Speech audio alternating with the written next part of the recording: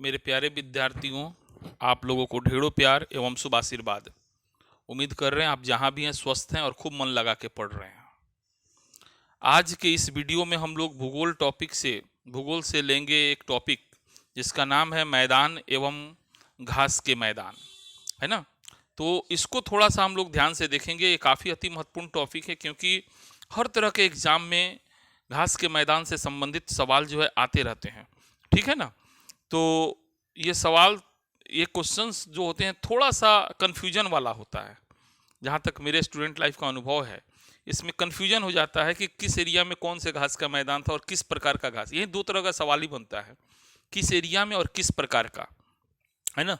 तो मैंने उस तरह के जितने महत्वपूर्ण सवाल हो सकते हैं उन सारे सवालों को मैंने यहाँ पे डाल दिया है। इसलिए हम आप लोग से एक बार निवेदन करेंगे कि एक बार इस वीडियो को देखिए और देखने के बाद अगर याद नहीं रह पाता है तो उसको कॉपी पे भी लिख लीजिए और उसके बाद उसको क्या कीजिए, क्वेश्चन बैंक से बनाना शुरू कीजिए। जब क्वेश्चन बैंक से आप बनाना शुरू कीजिएगा तो कन्फ्यूजन होगा तो कॉपी में देखिएगा कि क्या मेरा काम चल रहा है या नहीं चल रहा है, और उस तरीके से आपका क्या होगा, विश्वास बढ़ जाएगा और फिर धीरे धीरे प्रैक्टिस से याद हो जाएगा। ठीक है, तो चलिए शुरू किया जाए। पहला क्वेश्चन है, दक्षिणी अमेरिका का चौड़ा वृक्ष रहित घास का मैदान कहलाता है? ए सिल्वास, बी पंपास, सी प्रेयरी और डी स्टेपिस। ठीक है, तो इसका सही जवाब क्या होगा, पंपास होगा। ठीक है, ध्यान में रखिएगा।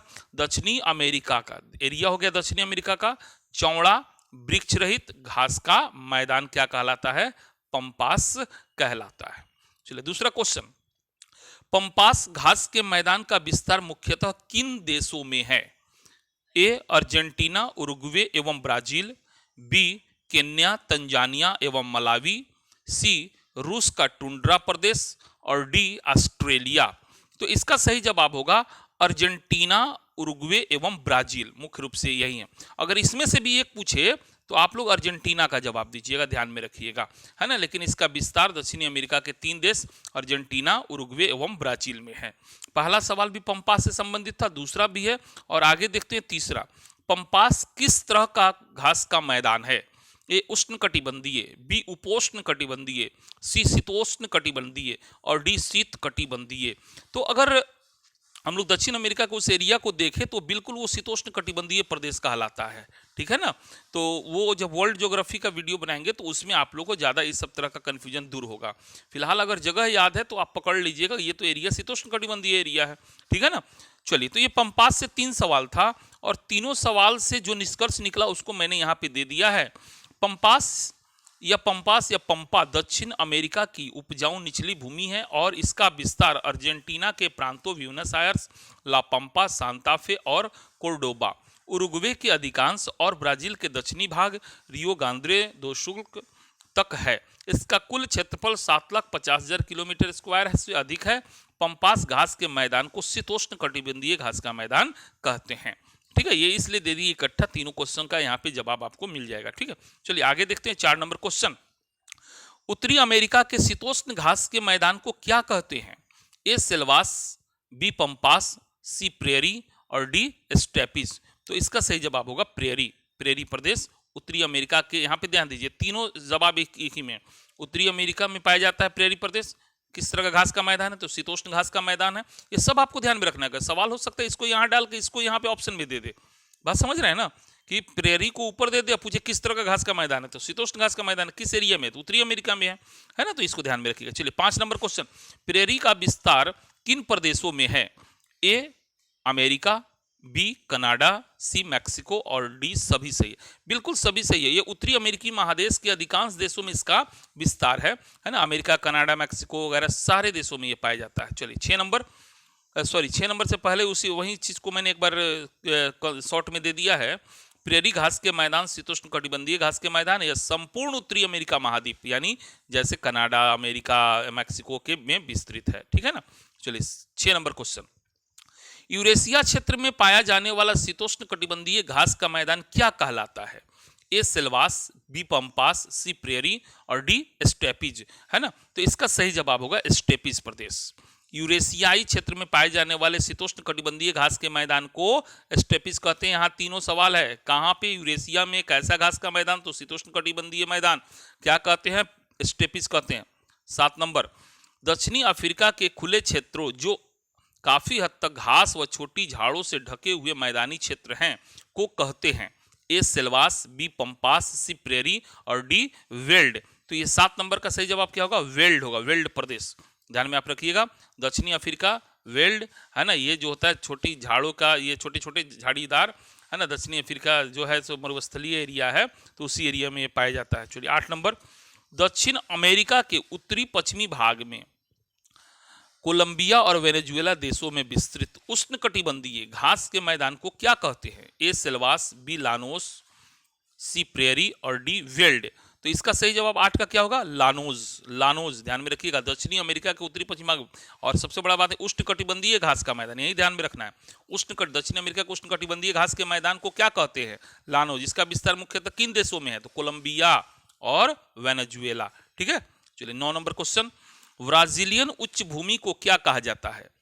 ब्राजीलियन उच्च भूमि को क्या कहा जाता है? ए कैंपास, बी पंपास, सी सवाना और डी एस्टेपिस। तो 9 का क्या होगा? कैंपास कहा जाता है। ब्राजीलियन उच्च भूमि काफी इंपॉर्टेंट है, उसको क्या कहते हैं? कैंपास बोलते हैं। 10 नंबर, पूर्वी अफ्रीका में स्थित उष्णकटिबंधीय घास के मैदान को क्या कहते हैं? ए कैंपास, बी पंपास, सी सवाना और डी एस्टेपिस। तो इसका सही जवाब होगा सवाना प्रदेश बोलते हैं। पूर्वी अफ्रीका में उष्णकटिबंधीय घास का मैदान क्या कहलाता है? सवाना कहलाता है। 11 नंबर, सवाना का विस्तार मुख्यतः किन देशों में है?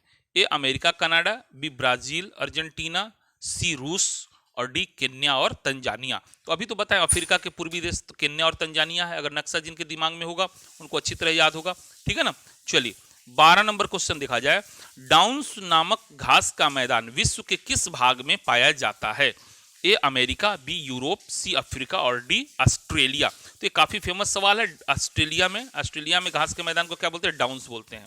13 नंबर, टैगा नामक वन विश्व के किस स्थान में पाए जाते हैं? Taiga, A America, B Eurasia, C Africa और डी ऑस्ट्रेलिया। तो टैगा जो है यूरेशिया में पाया जाता है।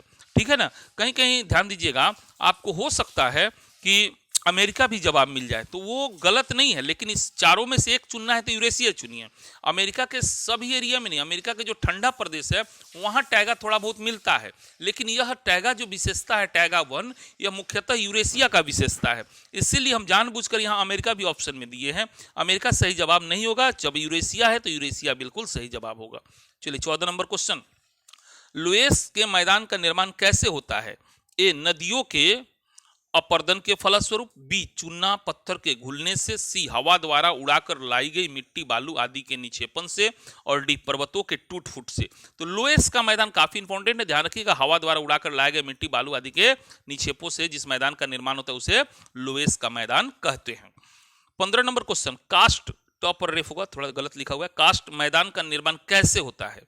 ए नदियों के अपर्दन के फलस्वरूप, बी चूना पत्थर के घुलने से, सी हवा द्वारा उड़ाकर लाई गई मिट्टी बालू आदि के निक्षेपण से, डी पर्वतों के टूट फूट से। तो कास्ट प्रदेश कहा जाता है चूना पत्थर घुलता है ना, और उससे जो स्थल का निर्माण होता है, मैदान का निर्माण होता है, उसी को बोलते हैं कास्ट प्रदेश। ध्यान में रखिए, काफी इंपॉर्टेंट है। 16 नंबर, समप्राय मैदान का निर्माण कैसे होता है? इन नदियों के अपर्दन के फलस्वरूप, बी चूना पत्थर के घुलने से, सी हवा द्वारा उड़ाकर लाई गई मिट्टी बालू आदि के निक्षेपण से और डी पर्वतों के टूट फूट से। तो समप्राय मैदान, नदियां जो है जब चलती है तो अपने रास्ते में जो भी ऊंचे ऊंचे टीले टाइप के मिलते हैं उसको बराबर करते जाती है। तो इसका जवाब होगा नदियों के अपर्दन के फलस्वरूप। ठीक है।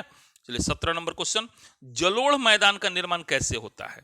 ए नदियों के अपर्दन के फलस्वरूप, बी नदियों द्वारा अपने साथ बहाकर लाए गए निक्षेपों के जमाव के फलस्वरूप, सी हवा द्वारा उड़ाकर लाई गई मिट्टी बालू आदि के निक्षेपण से और डी पर्वतों के टूट फूट से। यहां देखिए, समप्राय मैदान और जलोढ़ मैदान दोनों बनता है एक चीज से, लेकिन प्रक्रिया अलग है। जब नदी रास्ते से चलती है तो ऊंचे स्थान को काटती है तो उससे समप्राय कर दी, और उस ऊंचे स्थान को काट के जहां गड्ढा में माटी भर देगी तो वो हो जाता है जलोढ़ मैदान।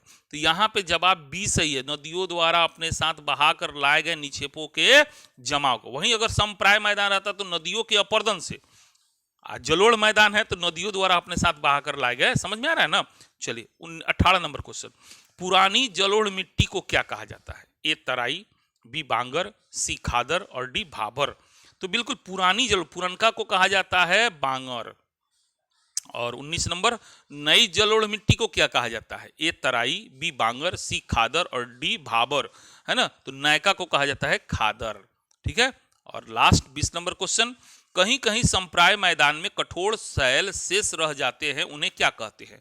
ए मोनैडनॉक, बी टीला, सी लावा गुंबद और डी इनमें से कोई नहीं। देखिए, अगर आप लोग फील्ड वगैरह में खेलते होंगे या देखते होंगे तो कई कई मैदान है उसमें छोटा छोटा कहीं मिट्टी का अवशेष ऊंचा रह जाता है, जिसको कोदाल से भी कोड़ने पे नहीं करता, हार्ड होता है काफी। तो वो चलो कठोर चट्टान है ना, आपको फील्ड वगैरह में दिखाई देगा, उसको ज्योग्राफिकल नेम बोलते हैं मोनैडनॉक, ध्यान में रखिएगा। ठीक है, चलिए, तो इस तरह ये 20 क्वेश्चन है, हमने आपको काफी महत्वपूर्ण इसको समझ के आपको दिया है। और मुझे पता है, मैं भी स्टूडेंट लाइफ जिया हूँ, इससे सवाल काफी आते हैं और जो भी सवाल आते हैं कंफ्यूजन वाला रहता है, इसलिए हमने इसमें कोई टारगेट नहीं दिया कि जिनका 17 या उससे अधिक सही है उनके लिए बहुत अच्छा है, बिल्कुल बहुत अच्छा है, लेकिन कम वाले भी निराश नहीं हो। ये अच्छे अच्छे विद्यार्थियों का कन्फ्यूजन की वजह से गलत हो जाता है, इसलिए हम जितना कन्फ्यूजन वाला सवाल था सबको इकट्ठा दे दिए हैं। ठीक है, इसको जरूर पढ़िए और ध्यान दीजिए। अगर आप कोई भी टॉपिक, किसी भी टॉपिक को विस्तार से पढ़ना चाहते हैं तो अपने कोचिंग के वेबसाइट www.avatargsclasses.com पर आइए, वहाँ विस्तार पूर्वक हर विषय का पढ़ाई कराया जाता है। चलिए, वीडियो देखें, अच्छा लगा हो तो लाइक कीजिए, है ना, कमेंट कीजिए और मित्रों के बीच शेयर कीजिए। बहुत बहुत धन्यवाद आप लोग का।